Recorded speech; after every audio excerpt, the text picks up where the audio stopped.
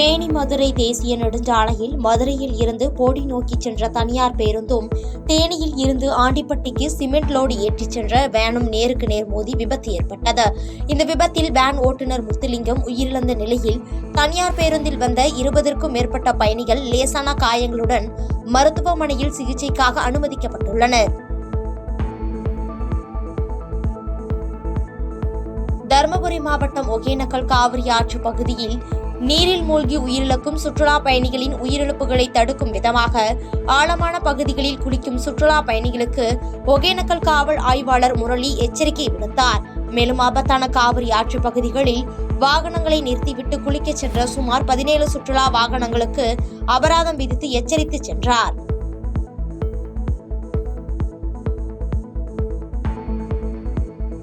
விருதுநகர் மாவட்டம் அருப்புக்கோட்டை அருகே சூறாவளி காற்றுடன் பெய்த மழை காரணமாக மதுரை தூத்துக்குடி தேசிய நெடுஞ்சாலை ஓரம் உள்ள பல கடைகளில் பெயர் பலகைகள், தாவரங்கள், அலங்கார வரவேற்புகள் காற்றில் வளைந்து உடைந்து சேதமடைந்தன. இதனால் நஷ்டம் ஏற்பட்டுள்ளதாக பல வியாபாரிகள் வேதனை தெரிவித்துள்ளனர்.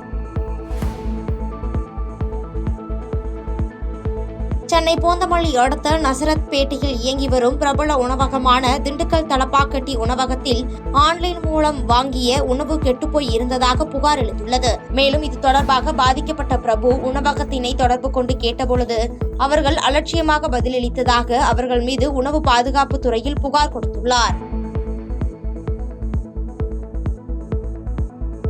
சென்னை பள்ளிக்கரணை அருகே ஜல்லடியன் பேட்டையில் உள்ள பள்ளிவாசல் தலைவர் டி. அமித் தலைமையில் வக்ஃபு திருத்த சட்டம் விழிப்புணர்வு கருத்தரங்கம் நடைபெற்றது.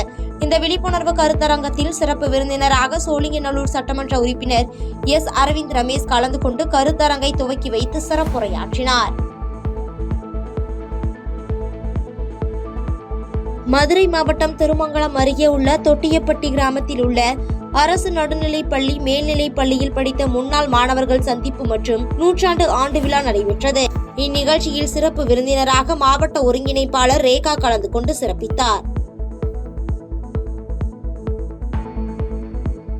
கோவை பொள்ளாச்சி தனியார் திருமண மண்டபத்தில் அரசு ஆண்கள் உயர்நிலைப் பள்ளியில் 50 ஆண்டுகளுக்கு முன் படித்த முன்னாள் மாணவர்கள் சந்திப்பு நிகழ்ச்சி நடைபெற்றது.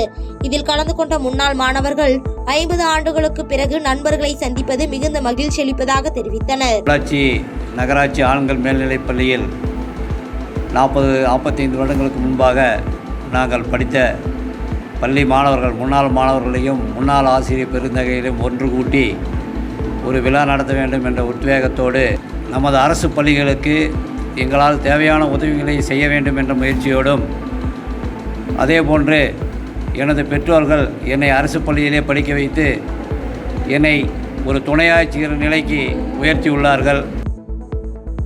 தஞ்சாவூர் மாவட்டம் கும்பகோணம் அருகே துக்காச்சி கிராமத்தில் உள்ள ஆபத் சகாயேஸ்வரர் கோயிலிற்கு வருகை தந்த இந்து சமய அறநிலைத்துறை அமைச்சர் சேகர்பாபு கோயிலை பார்வையிட்டு சுவாமி தரிசனம் செய்தார். பிறகு செய்தியாளர்களை சந்தித்த அவர் தெய்வங்களுக்கு மகிழ்ச்சி தரக்கூடிய இந்த ஆட்சியை மீண்டும் தெய்வங்களே ஏற்படுத்தும் என தெரிவித்தார். மாண்புமிகு தமிழக முதல்வர் எங்கள் அன்பிற்குரிய உயிரினும் மேலான அன்பு தலைவர் அவர்களுடைய இந்த 4 ஆண்டு ஆட்சியின் சாதனைக்கு இந்த துக்காச்சி அம்மன் திருக்கோயிலே ஒரு சாட்சி என்பதை இந்த நேரத்தில் தெரிவித்துக் கொண்டு இந்த அறப்பணி என்றும் தொடரும். தெய்வங்கள் சிரித்து மகிழ்கின்ற இந்த ஆட்சியில் மீண்டும் மீண்டும் தொடர்ந்து தெய்வங்களுக்கு மகிழ்ச்சி தரக்கூடிய ஒரு ஆட்சியை தெய்வங்களே ஏற்படுத்தும் என்ற ஒரு நம்பிக்கை எங்களுக்கு பிறக்கிறது. ஆகவே இது போன்ற திருப்பணிகள் தொடரும். மதுரையில் அமைச்சர்கள் ஆய்வின் போது வைகை ஆற்றை தூய்மைப்படுத்தும் பணிகளில் ஈடுபடுவதால் பாதுகாப்பற்ற சூழல் உருவாகும் என கூறி காவல்துறையினர் தன்னை தடுத்து இழிவுபடுத்துவதாக சமூக ஆர்வலர் அதிகாரிகளுடன் வாக்குவாதத்தில் ஈடுபட்டார். இதனால் அங்கு பரபரப்பு ஏற்பட்ட நிலையில் பல கோடி ரூபாய் மதிப்பீட்டில் 2 ஆண்டுகளாக வைகை ஆற்றை தூர்வாரும் பணிகளில் ஈடுபட்டு வரும் நிலையில் அமைச்சருக்காக தங்களை பணி செய்ய விடாமல் தடுப்பதாக குற்றம் சாட்டி செய்தியாளர்களுக்கு சமூக ஆர்வலர் பேட்டியளித்துள்ளார். மனிதனா இங்க போராடி கேமரா போட்டு ஜேசிபியை வச்சு வேலை பார்த்துட்டு இருக்கேன். இப்ப என்ன கூப்பிட்டு மினிஸ்டர் வரும்போது நீங்க எப்படி உள்ள வந்தீங்க, யாரை கேட்டு வேலை பார்க்குறீங்கன்னு கேட்குறாங்க. 2 வருஷம் எப்படி சார் தெரியாம இருந்திருக்கும்? அது பொதுப்பணித்துறை வந்து எங்களுக்கு ஆர்டர் கொடுக்கல அப்படின்னு சொல்றாங்க. 2 வருஷமா பேப்பர்ல வருது, நியூஸ்ல வருது. இப்ப என்ன கூப்பிட்டு ஐஏஎஸ் ஆபீசர் அவர் கூப்பிட்டு யாரை கேட்டு வண்டியை உள்ள இறக்குனீங்க, யாரை கேட்டு வேலை பார்க்கறாங்க அப்படின்னு கேட்கறாங்க கொஸ்டின். நான் 2 வருஷமா பிடபிள்யூசில அப்ரூவ்டு வாங்கி தான் வேலை பார்த்துட்டு இருக்கிறேன்.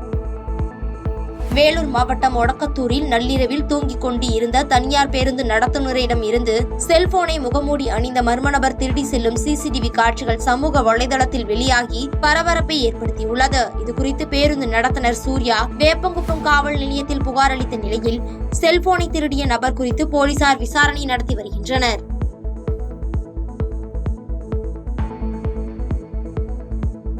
செய்திகளை உடனுக்குடன் தெரிந்து கொள்ள கீழ்கண்ட கேபிள் மற்றும் டிடிஎச் நெட்வொர்க்குகளில் எம்நாடு செய்தி தொலைக்காட்சியை காணுங்கள். பாதகம் செய்பவரை கண்டால் நாம் பயம் கொள்ளலாகாது பாப்பா.